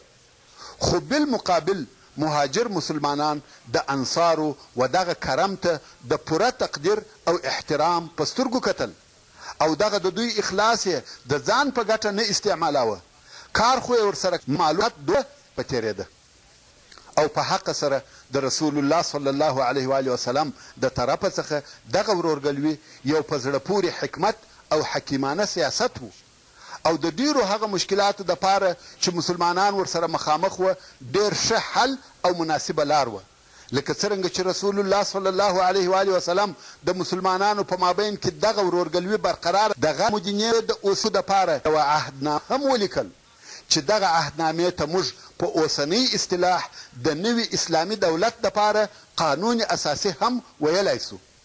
دا داسې عهدنامه یا قانون و چې په هغه سره د جاهلیت رواجونه او قبیلوي اختلافات لرې او ورک کړه. دې قانون د نوي دولت دپاره داخلي نظام مادې وې چې د اسلامي دولتو په خپل مابیني علاقاتو پورې تعلق درلودی او د نور خارجي خلقو یا قبیلو سره په علاقاتو پورې تعلق درلودی. یعنی داخلي او خارجي سیاست دواړه پکښې ځای سوي وه چې اوس به د هغه قانون ځینې لوی او مهمې مادې درته بیان سي. اوله ماده ټول مسلمانان که د قریشو څخه وي که د مدینې منورې د اوسېدونکو څخه وي او هر هغه څوک چې د دوی سره یو ځای کیږي او د دوی په ملګرتیا جهاد کوي دا ټول د نورو خلقو څخه جلا ځان ته یو امت دی. دوهم دغه ټول مسلمانان د قبیلوي اختلاف سره په خپل مابین کې کومک سره کوي او د خپل بندي یا بندیانو د خلاصولو دپاره په عدل او احسان سره فدیه ورکوي. دریم مسلمانان په خپل مابین کې یو پوروړی یا غریب عیالداره نه پرېږدي چې د ده سره کومک ونه کړي یا یې د بندي فدیه نه کړي ور برابره. څلرم مسلمانان ټوله و هغه چاته یو لاس دی چې پر دوی ظلم او تجاوز کوي یا په دوی کې فساد او ګناه نشروي که څه هم دغه څوک په دوی کې د یو چا اولاد وي. پنځم یو مسلمان به بل مسلمان د کافر په بدله کې نه وژني او نه به د کافر سره د مسلمان په مقابل کې کومک کیږي. شپږم د کفارو سره به په فی سبیل الله جنگ او جهاد کې د مسلمانانو صلح په پوره اتفاق او اتحاد وي. داسې نشي کېدلی چې ځینې مسلمانان په انفرادي ډول صلح ورسره وکړي. اووم هر هغه مؤمن چې په دغه عهدنامه اقرار کوي او ویې مني پر الله او د آخرت پر ورځ ایمان ولري دا نه ده ورته روا چې د یوه کافر نصرت او کومک وکړي یا ځای ورکړي. که کومک وکړي یا یې ځای ورکړي د قیامت په ورځ پر هغه د الله غضب او لعنت دی او د ده څخه هیڅ شی نه قبلول کیږي. ورونو څرنګه چې د مدینې منورې ځینې یهود د مسلمانانو سره په دغه معاهده کې شامل او داخل سوه نو اوس یو څه مادې د هغو په باره کې دي. اتمه ماده یهود د بني عوف په دغه عهدنامه کې د مسلمانانو سره یو ځای دي. د یهودو خپل دین دی او د مسلمانانو خپل دین دی بې له هغو کسانو څخه چې ظلم یا یوه ګناه وکړي. هغه څوک بې له خپله ځانه او خپلې کورنۍ څخه بل څوک نه هلاکوي. نه هم یهود د خپلې نفقې مسؤله دي او مسلمانان د خپلې نفقې او دوی یو د بل کومک د هغه چا په مقابل کې سره کوي چې د دغه عهدنامې پر افرادو تجاوز او تیری کوي. لسم د دغه عهدنامې د منونکو په مابین کې که کم داسې اختلاف یا قضیه پیښه سوه چې د هغه په نتیجه کې د فساد او فتنې بیره وه، هغه موضوع و الله جل جلاله او رسول الله صلی الله علیه و آله وسلم ته راجع کیږي. هر څه چې د هغو حکم و په هغه سره فیصله کیږي. 11 د دغه عهدنامې د افرادو څخه هر څوک که په مدینه منوره کې وي هم په امان دی او که تر مدینې منورې د باندې ولاړ سي هم په امان دی. دغه قانون نورې مادې هم درلودې، خو دغه زموږ د بحث دپاره مهمې مادې وې چې بې له رسول الله صلی الله علیه و آله وسلم څخه بل هیڅوک حق نه لري چې تر مدینې منورې د باندې د یو چا سره عهد، اتفاق او قرارداد وکړي. نه یهودو او نه د مدینې منورې نورو مشرانو ته دا اجازه شته چې د خارجي خلقو سره تعهد یا اتفاق وکړي. دا کار فقط پر رسول الله صلی الله علیه و آله وسلم پورې تعلق لري. او یوه ماده همداسې وه که د یو چا د بل چا سره دعوه وه یا یې حق ورسره و، رجوع به د اسلام او مسلمانانو و قانون ته کیږي. په مدینه منوره کې بې له اسلامه بل قانون نه چلیږي. او د قریشو په باره کې معامله ډیره شدیده وه. هغه داسې که چیرې د قریشو د کفارو څخه یو څوک دلته راسي، نه به ځای ورکول کیږي او نه به ساتل کیږي. په مدینه منوره کې هیڅکله کافر قریش نه پرېښول کیږي. د دغه امر څخه داسې معلومېده چې دا د قریشو پر ضد د جنگ اعلان و چې د هغو سره نه صلح شته نه ګډ ژوند کول.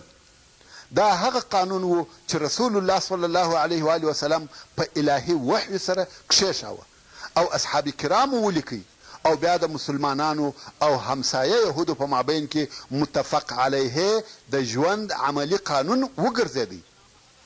او اوس هم دا ممکنه نه ده چې په یوه وطن یا یوه مځکه کې دې اسلامي حکم او شریعت جاری سي تر څو چې په دغه قانون چې رسول الله صلی الله علیه و آله وسلم ایښی دی عمل ونسي. ځکه چې په عین وخت کې د شریع احکامو حکم هم داسې دی لکه دغه قانون. ورونو، دغه قانون د اسلام پر عدالت دلالت کوي. تاسې ولیده چې رسول الله صلی الله علیه و آله وسلم د یهودو سره د ژوند کولو څونه عادلانه مادې کښېښولې. که په دغه مادو د یهودو د طرفه عمل سوی وای، دا ممکنه وه چې د مسلمانانو او یهودو ژوند ته یې ښې خوږې میوې راوړې وای. خو بدبختانه چې پر یهودو خپل د مکر، چم او خیانت طبیعت غالبه سو او لږ موده وروسته یې هغه مادې چې په دغه عهدنامه کې لیکل سوي وې او دوی پر ځان لازمې کړې وې ماتې کړې. د رسول الله صلی الله علیه و آله وسلم او مسلمانانو سره قسم قسم خیانتونه وکړه چې ان شاء الله په مناسبو ځایو کې به تفصیل درته راسي. ورونو، رسول الله صلی الله علیه و آله وسلم په دغه حکمت او په دغه پوهې سره د نوې ټولنې دپاره دغه قوانین کښېښول. خو دغه ظاهري قوانین اصلا د هغه معانیو یو اثر و چې مکرم او جلیل القدر اصحاب کرام د رسول الله صلی الله علیه و آله وسلم په صحبت او ملګرتیا کې حاصل کړي وه. رسول الله صلی الله علیه و آله وسلم خپل اصحاب کرام د مخه تر دې پر تعلیم او تربیه، د نفسو پر پاکوالي، د ښو اخلاقو په عملي کولو، د ورورګلوۍ او محبت، د مجد او شرف، د طاعت او عبادت په ادب مؤدبه کړي وه. تاسې راسئ چې دلته د رسول الله صلی الله علیه و آله وسلم یو څه هغه اقوال یا لارښوونې رانقل کړو چې و خپلو متابعینو یا پیروانو ته د ښه ژوند د حاصلولو دپاره فرمایلي دي. یو خو به موږ د خپل رهبر او پیشوا سرور کائنات جناب رسول الله صلی الله علیه و آله وسلم دغه ارشادات د خپل ژوند سرمشق وګرځوو، او بل به مو د هغه جاهلانو او ګمراهانو لږ رد ویلی وي کم چې د پخوا څخه تر اوسه پورې پر هغه عظیم الشانه جناب او د الله جل جلاله پر رالیږل سوي رسول صلی الله علیه و آله وسلم بې ځایه او ناوړه نومونه یا القاب ایږدي. خو دا متل موږ ته د پخوا څخه را معلوم دی چې وایي د سپي په خوله دریاب نه مردارېږي او یا وایي د سپو غپا و اسمان ته نه رسېږي. ورونو، تاسې و دغه راتلونکو لارښوونو ته په غور او دقت سره متوجه سئ. پس له اورېدلو یا ویلو به قضاوت و تاسې ته در پرېږدم. تاسې به د ډنمارک د ګاودارانو یا د ثقافت او تمدن د هغه پروفیسرانو چې د سپو او بیزوګانو سره ښځې ودوي، یا د بشر د حقوقو د هغه ټیکهدارانو چې په یوه وار پوره او کامل وطنونه د ښځو او کوچنیانو، سپینږیرو او ځوانانو سره خرابوي او انسانان یې په بېرحمانه قتل سره وژني، یا یې په هغه بندیخانو کې اچوي چې انسانیت په شرمیږي. هغه تهمتي القاب به مو هم اورېدلي وي چې رسول الله صلی الله علیه و آله وسلم ته یې نسبت کوي. د دغه لارښوونو تر اورېدلو وروسته قضاوت هم تاسې وکړئ. د رسول الله صلی الله علیه و آله وسلم څخه یو چا پوښتنه وکړه چې کم اسلام خیر او بهتر دی؟ ده صلی الله علیه و آله وسلم وفرمایل چې خلقو ته ډوډۍ ورکوې او هر چاته کې پیژنې کې نه پیژنې سلام ور اچوې. عبدالله ابن سلام رضی الله تعالی عنه چې په اصل کې یهودي و او بیا مسلمان سو، دی وایي کم وخت چې رسول الله صلی الله علیه و آله وسلم مدینې منورې ته راغلی زه ورغلم. کم وخت چې مې د ده علیه الصلاة وسلام مخ ولیدی زه پوه سوم چې دا مخ د درواغجن مخ نه دی. او اوله خبره چې رسول الله صلی الله علیه و آله وسلم وفرمایل هغه دا وه: ای خلقو په خپل مابین کې سلام نشر کوي، یعنی که څوک پیژنې کې نه پیژنې سلام ور واچوه. ورونو تاسې پوهیږئ چې د سلام ویلو څه مقصد او څه معنا ده. دا چې ته د اول وار دپاره د یو چا سره مخامخ سې او د ده دپاره د الله عز وجل څخه د سلامتیا غوښتنه کوې، ورته ووایې چې پر تا دې سلامتیا وي. آیا دا ممکنه ده چې ته دې و هغه ته تکلیف ورکړې؟ هېڅکله نه. دا د اسلامي واقعي او صادق سلام مفهوم او مقصد دی، او هغه مقابل طرف هم په عین لطف او اطمینان و تا ته دغسې سلامتیا وغواړي. دلته به څونه حب او همکاري پیدا سي. نو رسول الله صلی الله علیه و آله وسلم فرمایي: ایها الناس افشوا السلام، ای خلقو په خپلو مابینو کې سلام نشر کړئ، واطعموا الطعام او خلقو ته ډوډۍ ورکوئ، وصلوا الارحام او د اقرباو سره دوستي او همدردي کوئ، وصلوا باللیل والناس نیام او د شپې چې خلق بیده وي تاسې لمونځ کوئ، تدخلوا الجنة بسلام، په سلامتیا سره به جنت ته داخل سئ. او رسول الله صلی الله علیه و آله وسلم فرمایي هر هغه څوک چې د ده همسایه د ده د آزارو څخه نه وي په امان هغه جنت ته نه داخلیږي. نو ته فکر وکړه چې زه ستا همسایه یم او ته زما، او دا د اسلام امر وي. رسول الله صلی الله علیه و آله وسلم فرمایي مسلمان هغه څوک دی چې نور مسلمانان د ده د لاس او ژبې د آزاره څخه سالم پاته سي، یعنی د ده د هره شر څخه په امان وي. رسول الله صلی الله علیه و آله وسلم فرمایي ټول مؤمنان لکه یو سړی یا ټول مؤمنان د یوه سړي په مثال دي.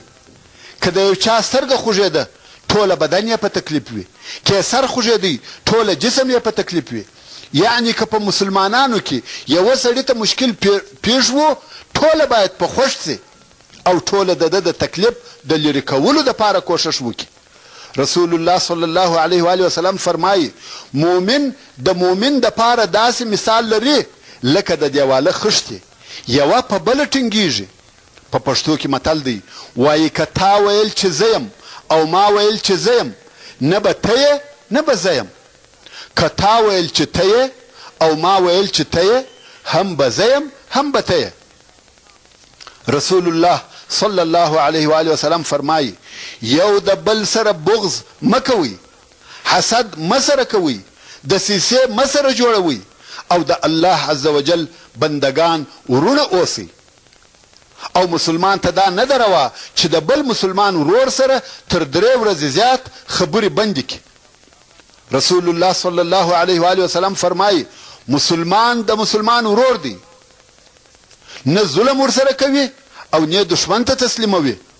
او هر هغه څوک چې د خپل ورور د حاجت په اجرا کولو کې وي الله عز وجل به د ده حاجت ورپوره کړي. که چا د یو مسلمان څخه یو تکلیف لرې کړي الله عز وجل به د قیامت د ورځې د تکالیفو څخه د ده څخه یو تکلیف لرې کړي. که چا د یو مسلمان پرده وکړه الله عز وجل به د قیامت په ورځ د ده پرده وکړي. او رسول الله صلی الله علیه و آله وسلم فرمایي پر هغه چا رحم وکړي چې په مځکه کې دي هغه څوک به رحم در باندې وکړي چې په آسمان کې دی. رسول الله صلی الله علیه و آله وسلم فرمایي هغه څوک مؤمن نه دی چې دی ځان مړوي او څنګ ته همسایه وږي وي. رسول الله صلی الله علیه و آله وسلم فرمایي مسلمان ته بد ویل فسق دی او جنگ ورسره کول کفر دی. رسول الله صلی الله علیه و آله وسلم د لارې څخه د آزار د شي لرې کول لکه سیشه ډبره د کیلې پوستکی او داسې نور صدقه بللې ده او د ایمان د حصو څخه یې یوه حصه بللې ده. رسول الله صلی الله علیه و آله وسلم خلق د خیرات ورکولو ته تشویقول او د خیرات داسې فضایل یې ورته بیانول چې د خلقو په زړو کې خیرات خوښ ګرځېدی. رسول الله صلی الله علیه و آله وسلم فرمایي صدقه او خیرات ګناهونه داسې پټوي لکه اوبه چې اور وژني. ورونو دا پر غریبانو رحم سو. رسول الله صلی الله علیه و آله وسلم فرمایي هر مسلمان که بل مسلمان ته د لڅوالي په وخت کې کالي ورکړه الله عز وجل به د جنت کالي په واغوندي. هر مسلمان که بل مسلمان ته په لوږه کې خواړه ورکړه الله عز وجل به د جنت د میوو څخه خواړه ورکړي. او هر مسلمان که تږی مسلمان اوبه کوي الله عز وجل به رحیق مختوم په وچشي. رحیق مختوم د جنت ښه شربت دی. او رسول الله صلی الله علیه و آله وسلم فرمایي خپل ځانونه د دوزخ د اوره څخه وساتئ که څه هم د نیمې خرما په خیراتولو سره وي. که هغه هم ونه لرئ نو په ښه خوږه خبره سره او پر دغو ټولو ارشاداتو سربیره رسول الله صلی الله علیه و آله وسلم خلق و عفت او نسوال کولو ته دعوتوي. د صبر او قناعت فضائل ورته بیانوي او فرمایي که چا فقر او سوال کاوه د قیامت په ورځ به پر مخ غوښ نه وي. البته د دې حکم څخه هغه سوالګر وتلی دی چې د ډیر ضرورت په وخت کې د چا څخه یو شی وغواړي. د دغه لارښوونو ترڅنګ یې خپل اصحاب و عباداتو او هغه اجر او ثواب ته تشویقول چې د الله عز وجل سره و. په دغه لارښوونو او ارشاداتو سره رسول الله صلی الله علیه و آله وسلم د خپلو اصحابو کرامو معنویات او مواهب ورپورته کړه تر څو چې د بشر په تاریخ کې پس محترم ورونو څرنګه چې پته پای ته ورسېدله زموږ د بحث پاته بیان به په راتلونکې 14مه پته کې واورئ ان شاء الله تعالی. وما توفيقي الا بالله وهو السميع العليم. وصلى الله تعالى على خير خلقه محمد وآله وأصحابه وأهل بيته أجمعين. سبحان ربك رب العزة عما يصفون وسلام على المرسلين